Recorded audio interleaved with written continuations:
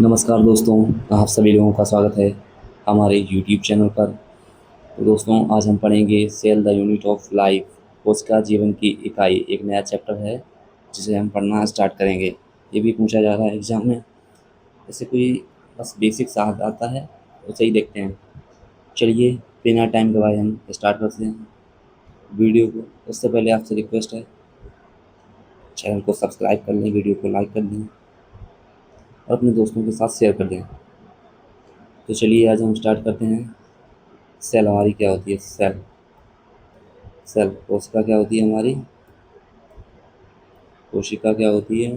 कोशिका को जीवन की संरचनात्मक एवं क्रियात्मक इकाई इसलिए कहते हैं, इसे क्या कहते हैं? संरचनात्मक और क्रियात्मक इकाई कहा जाता है, क्योंकि एक अकेली कोशिका संपूर्ण शरीर के जो संपूर्ण जीव होता है उसको बना सकती है, उसका निर्माण कर सकती है। इसलिए इसे बोला जाता है संरचनात्मक और क्रियात्मक इकाई। कोशिका की खोज किसने की? तो रॉबर्ट हुक ने हमारी 1665 में छाल की छाल जिसे हम बोलते हैं कॉर्क की मृत डेड सेल्स में की थी। और हमारी जो एंटोन वॉन लेeuwenhoek हैं, उन्होंने सर्वप्रथम जीवित कोशिका की खोज की। दो क्वेश्चन हैं। कोशिका की खोज किसने की? रॉबर्ट हुक ने की थी। वो की थी मृत कोशिका की। और एंटोन वॉन लेeuwenhoek ने की थी, वो सर्वप्रथम जीवित कोशिका की थी। ठीक है। एग्जाम्पल के लिए एंटोन वॉन लेeuwenhoek ने bacteria, protozoa, yeast, R B, C and sperm. कोशिका सिद्धांत, सेल थ्योरी में क्या था? स्लाइडन थे एक हमारे स्लाइडन स्लाइडन थे जर्मन बॉटनिस्ट 1838। इन्होंने एक स्टेटमेंट दिया, सभी पादप कोशिका से बने हैं। मेनली इन्होंने बताया था 1838 में कि सभी जो पादप प्लांट हैं वो कोशिका से बने हैं। अच्छा, इनके बाद दूसरे वैज्ञानिक आए 1839 में, ब्रिटिश जूलॉजिस्ट थे ये। तो उन्होंने बता दिया सभी जंतु कोशिका से बने हैं। अच्छा, एक ने बता दिया सभी पादप कोशिका से बने हैं, दूसरे ने बता दिया सभी जंतु कोशिका से बने हैं। अच्छा, इसके बाद में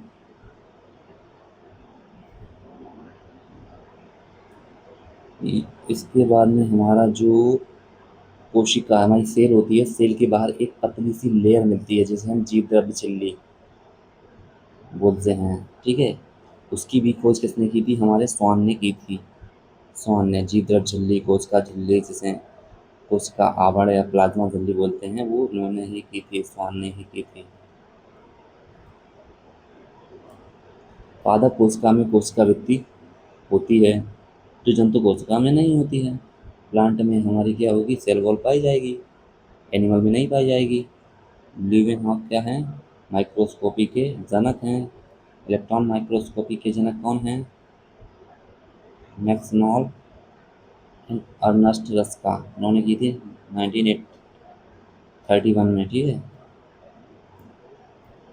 अब आते हैं आप सेल थ्योरी। दोनों वैज्ञानिकों स्लाइडन और स्वान ने मिलकर 1839 में क्या बताया कि सभी जो जीवधारी हैं वो कोशिका से बने होते हैं। इन्होंने एक स्टेटमेंट दे दिया, दोनों ने मिलकर सभी जीवधारी कोशिका से निर्मित हैं, बने होते हैं। पर इनके स्टेटमेंट की एक कमी क्या रहेगी? ये नहीं प्रूव कर पाए कि कैसे नई कोशिका का निर्माण होता है। थ्योरी क्या होगी इनकी? इनकम्प्लीट होगी। एक नई कोशिका का निर्माण कैसे होता है वो ये डिफाइन नहीं कर पाए, इसलिए इनकी थ्योरी इनकम्प्लीट होगी। इसके बाद हमारे आए नए वैज्ञानिक, जिन्होंने क्या दी? न्यू सेल थ्योरी दे दी, या जिसे हम बोल सकते हैं सेल लाइनेज थ्योरी। 1855 में 1855 में रोडोल्फ विर्चू आए। उन्होंने हमारा एक स्टेटमेंट दिया, ओमनी सेलुला ई सेलुला स्टेटमेंट दिया उन्होंने। ठीक है। इन्होंने बताया, क्या बताया? कि नई कोशिका का जो निर्माण है पूर्व कोशिका से ही होता है। जो नई कोशिका बनेगी पुरानी कोशिका से ही बनेगी, इन्होंने थ्योरी को बता दिया। और इनका एक अपवाद रह गया इनकी थ्योरी में, जो वायरस होते हैं वो सेल थ्योरी में अपवाद एक्सेप्शंस हैं, एक्सेप्शंस। इसके बाद हमारे आए रॉबर्ट ब्राउन ने 1831 में हमारे न्यूक्लियस की खोज कर दी। ऑर्चिड, एक ऑर्किड पौधा होता है, उसकी जड़ की कोशिका में उन्होंने क्या कर दी, केंद्रक की खोज कर दी, न्यूक्लियस की खोज कर दी। हमारे फोंटाना है, एक वैज्ञानिक हुए फोंटाना। फोंटाना ने क्या किया, जो हमारी ईल होती है समुद्र में आपने देखी होगी, उसकी स्किन की कोशिका में केंद्रिका केंद्रिका की खोज कर दी। राइबोसोम, राइबोसोम जो होता है हमारा प्रोकैरियोट्स में क्या होता है, कोशिका द्रव में पड़ा रहता है। यूकैरियोट्स में कहाँ होता है, माइटोकॉन्ड्रिया में होता है, क्लोरोप्लास्ट में होता है, आरईआर मतलब एंडोप्लाज्मिक रेटिकुलम में होता है। जो हमारे तारक केंद्रक होते हैं वो हमारे झिल्लीहीन होते हैं। पीपीएलओ क्या होता है, क्लोरो निमोनिया लाइक ऑर्गेनिज्म, प्लेरोमॉर्फिक। इनका क्या मतलब है, आकार निश्चित नहीं होता है। एग्जाम्पल के लिए जीवाणु हैं स्ट्रेप्टोकोकस निमोनिया, हीमोफिलिस इन्फ्लुएंजाई, इससे क्या होता है, निमोनिया होता है। हमारे सर आ गए इसके बाद आर एस विटेकर, पांच जगत वर्गीकरण, फाइव किंगडम क्लासिफिकेशन दे दिया। कौन कौन से, मोनेरा, प्रोटिस्टा, फंगई, प्लांटाई, एनिमेलिया। ठीक है, मोनेरा में हमारे क्या आते हैं, प्रोकैरियोट्स आते हैं, बाद बाकी चार में हमारे यूकैरियोट्स आते हैं। मोनेरा जगत में क्या क्या आते हैं, हमारे जीवाणु आते हैं, ब्लूगिन एल्गी आती है, साइनो बैक्टीरिया बोलते हैं, माइकोप्लाज्मा आते हैं। इनका आकार अलग अलग होता है, इनका आकार अलग अलग होता है। जीवाणु जो हमारे होते हैं मुख्य रूप से चार प्रकार के आकार को दर्शाते हैं। एक होता है डंडाकार बैसिलस, एग्जाम्पल के लिए लैक्टोबैसिलस। गोलाकार होता है हमारा कोकस, एग्जाम्पल के लिए स्टेप्टोकोकस। तीसरा होता है हमारा कोसाकार, विब्रियो कोलाई, सर्पिल स्पाइलम, हेलियोबैक्टीरियम होता है। यूकैरियोटिक व प्रोकैरियोटिक दोनों कोशिकाओं में झिल्लीहीन अंगक यानी राइबोसोम होता है, तो झिल्लीहीन मेम्ब्रेनलेस होता है। राइबोसोम कोशिका द्रव्य में तथा दो और अंगकों में मिलता है। किस किस में मिलेगा, हरित लवक में मिलता है और माइटोकॉन्ड्रिया में मिलता है। हरित लवक में मिलेगा, ये प्लांट में पाया जाएगा। और माइटोकॉन्ड्रिया रफ एंडोप्लाज्मिक रेटिकुलम दो में और मिलता है। जंतु कोशिका में झिल्ली रहित तारक केंद्र सेंट्रियोल मिलते हैं, जो कोशिका विभाजन में सहायता प्रदान करते हैं। सेंट्रियोल क्या करते हैं, जब हमारा कोशिका विभाजन होता है उसमें सहायता प्रदान कर देते हैं। सबसे छोटी कोशिका क्या होती है, माइकोप्लाज्मा 0.3 माइक्रोमीटर। सबसे बड़ी कोशिका शतुरमुर्ग का अंडे के समान होती है, 15 से 12 सेंटीमीटर। बैक्टीरिया जो होते हैं हमारे 3 से 5 माइक्रोमीटर के। ह्यूमन बॉडी में आरबीसी का व्यास जो होता है 7 माइक्रोमीटर का। सबसे बड़ी कोशिका, सबसे लंबी कोशिका कौन है, तंत्रिका कोशिका 90 सेंटीमीटर की। इनका आकार बिंबाकार बहुभुजी, स्तंभी, घनाभ, धागे की जैसी व असमान आकृति हो सकती हैं। प्रोकैरियोट्स कोशिकाएं क्या होती हैं, प्रोकैरियोटिक कोशिकाएं यूकैरियोटिक से छोटी होती हैं और काफ़ी तेज़ी से क्या करती हैं, विभाजन करती हैं। इसमें आपकी आएगी जीवाणु, नीलहरित शैवाल, माइकोप्लाज्मा, पीपीएलओ। जीवाणुओं के चार प्रकार जो होते हैं वो हम पढ़ चुके हैं। सभी प्रोकैरियोट्स में कोशिका भित्ति होती है, जो कोशिका झिल्ली से घिरी होती है, लेकिन माइकोप्लाज्मा में कोशिका भित्ति नहीं होती है।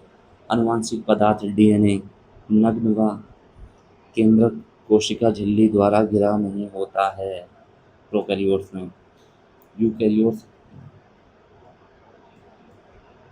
यूकैरियोट्स में डायरेक्टर कौन होता है, केंद्रक। केंद्रक के भीतर कौन होता है, डीएनए। प्रोकैरियोट्स में कौन होता है, डायरेक्टर कौन होता है, डीएनए होता है। बहुत से जीवाणुओं में सूक्ष्म डीएनए वृत्त जीनोमिक डीएनए के रूप में बाहर पाए जाते हैं। उन्हें क्या कहते हैं? मुख्य आनुवंशिक पदार्थ। इन्हें हम बोलते हैं प्लाज्मिड। आंतरिक आनुवंशिक पदार्थ जीनोमिक मुख्य आनुवंशिक पदार्थ और आंतरिक आनुवंशिक पदार्थ प्लाज्मिड। प्लाज्मिड डीएनए जीवाणुओं में विशेष लक्षण को बताते हैं। प्लाज्मिड प्लाज्मिड डीएनए में प्रतिजैविकों के प्रति प्रतिरोधक क्षमता होती है। प्रोकैरियोट्स में कुछ विशेष प्रकार के अंतर्विष्ट मिलते हैं तथा इनमें कोशिका झिल्ली अंदर की ओर अंतर्वलन बनाती है, जिसे हम क्या कहते हैं? मीसोसोम कहते हैं। ये होते हैं पुटिका नलिका के रूप में पटलिका के वेसिकल ट्यूब्यूल्स एंड लैमिना। जीव द्रव झिल्ली जो होती है हमारी की कोशिका में फैलाव से बनी संरचना होती है, वो मीसोसोम कहलाती है। मीसोसोम का हमें कोशिका भित्ति का निर्माण करना होता है, डीएनए का रेप्लिकेशन करवाना होता है। दूसरा, श्वास एवं एंजाइम मात्रा को बढ़ाने का कार्य करती है। नेक्स्ट है हमारा कोशिका आवरण और इसके रूपांतरण। प्रोकैरियोट्स कोशिकाओं में जीवाणु जाते हैं, उसमें एक जटिल कोशिका आवरण होता है जो थ्री लेयर्ड होता है। बाहरी होती है ग्लाइकोकैलेक्स, मिडिल होती है कोशिका भित्ति और सबसे भीतरी होती है कोशिका झिल्ली। ग्लाइकोकैलेक्स क्या होती है? हमारी ग्लाइकोकैलेक्स जो होती है ये हमारी कार्बोहाइड्रेट की बनी होती है। अगर ये पतली और ढीली हो गई तो उसे हम कहेंगे अपपंग परत। स्लाइम लेयर मोटी और दृढ़ हो गई तो इसे हम कहेंगे संपुटिका कैप्सूल। कार्य क्या होता है? जीवाणुओं को ठोस संरचना से चिपकने में मदद करती है। ग्लाइकोकैलेक्स दो प्रकार की होती हैं, एक एस प्रभेद एक एस प्रकार होता है एक एस प्रभेद होता है, एक आर प्रभेद होता है। जो क्या करती है? संक्रमण करती है मेनली। कोशिका भित्ति सेल वॉल। कार्य क्या होता है? कोशिका की आकृति को बनाए रखती है, सहारा देती हैं, फटने से बचाती हैं। ये क्या होती हैं? पेप्टिडोग्लाइकेन या म्यूरिन की बनी होती हैं। पेप्टिडो का मतलब प्रोटीन से, ग्लाइकेन का मतलब कार्बोहाइड्रेट से, तो प्रोटीन प्लस कार्बोहाइड्रेट क्या होता है? पेप्टिडोग्लाइकेन बनाती हैं। हेंस ग्राम या हेंस कैस्टिन ग्राम अभिरंजन तकनीक बनाई थी इन्होंने, जिसमें दो श्रेणियाँ होती हैं। कौन कौन सी? जो ग्राम अभिरंजित होते हैं ग्राम पॉजिटिव, जो ग्राम अभिरंजित नहीं होते हैं ग्राम नेगेटिव। हेंस कैस्टिन ग्राम द्वारा क्या किया गया? टेस्ट्रावोलेट डाई ली गई, उसमें आयोडीन मिक्स किया गया, फिर उसमें उसको वाटर से वॉश कर दिया गया। इसके बाद फिर उसको एथेनॉल से वॉश किया गया। इसके पश्चात जिसमें कलर रह गया वो ग्राम पॉजिटिव, जिसमें नहीं रहा वो ग्राम नेगेटिव कहलाते हैं। ग्राम पॉजिटिव में क्या होता है? कलर होता है, नेगेटिव में उतर जाता है। पॉजिटिव में कोशिका भित्ति जो होती है एक स्तरीय होती है, नेगेटिव में दो स्तरीय होती है। पॉजिटिव में एक स्तरीय जो होती है उसे हम पेप्टिडोग्लाइकेन की बनी होती है, और जो ग्राम नेगेटिव में दो स्तरीय होती है वो लिपोप्रोटीक सैकराइड की बनी होती है। और उसमें अंतः पर दूसरी पर जो होती है पेप्टिडोग्लाइकेन भी होती है। कुछ प्रोकैरियोट जो नीले हरित जीवाणुओं के कोशिका द्रव में झिल्ली में विस्तार मिलता है, उन्हें वर्णकी लवक क्रोमैटोफोर कहते हैं, जिसमें वर्णक पाए जाते हैं। जीवाणु कोशिकाओं चलायमान तथा अचलायमान होती हैं। चलायमान हैं तो कोशिका भित्ति जैसी संरचनाएं बनाएंगी, जैसे कशाभिका कशाभिका ये कशाभिका में क्या होगा? इसमें फिलामेंट होगा, हुक होगा, बेसल बॉडी होगी। इसका फिलामेंट का काम कर रहा है। कशाभिका का सबसे बड़ा भाग क्या होता है? फिलामेंट। कशाभिका का सबसे बड़ा भाग क्या होगा? फिलामेंट। जो कोशिका सतह से बाहर की ओर फैला होता है उसे यही जो फिलामेंट होता है कोशिका से बाहर की ओर फैला होता है।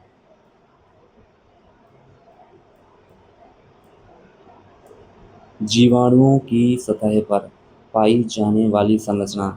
तो दोस्तों जीवाणुओं की सतह पर पाई जाने वाली संरचना क्या होगी? उसे हम रोम बोलते हैं, और झालर होती हैं जो गति में क्या करती हैं? Help in movement. रोम क्या होती है? रोम हमारी लंबी लनिक नलिकाकार संरचना होती है, जो फिलिन प्रोटीन की बनी होती है, और झालर होती है हमारी लघुसूत होते हैं, छोटे-छोटे काँटों की जैसी संरचनाएँ होती हैं, जो कोशिका से बाहर निकले होते हैं। कुछ जीवाणुओं में लघुसूत, ये जो हमारे काँटे जैसी संरचना होती है, पानी की धार में चट्टानों से चिपकने में क्या करती हैं, हेल्प कर देती हैं।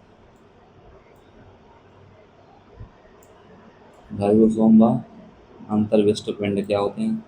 राइबोसोम को क्या बोलते हैं? इसे न्यूक्लियोप्रोटीन संरचना भी कहते हैं। Nucleoprotein, nucleus acid, DNA, RNA. पादप कोशिका, पादप कोशिका में जो राइबोसोम की खोज की थी वो किसने की थी? रॉबिन्सन एंड ब्राउन ने। और जंतु कोशिका में जॉर्ज पैलेड ने 1953 में करी थी। इसे प्रोटीन की फैक्ट्री बोलते हैं। सबसे छोटी कोशिका अंगक होते हैं। सबसे छोटी कोशिका अंगक होते हैं। ये छोटी एवं बड़ी कोशिका से बने होते हैं। इसमें क्या होता है? 80% प्रोटीन प्लस टीआरएनए होता है। एमआरएनए प्लस राइबोसोम क्या बनाते हैं? पोलीसोम।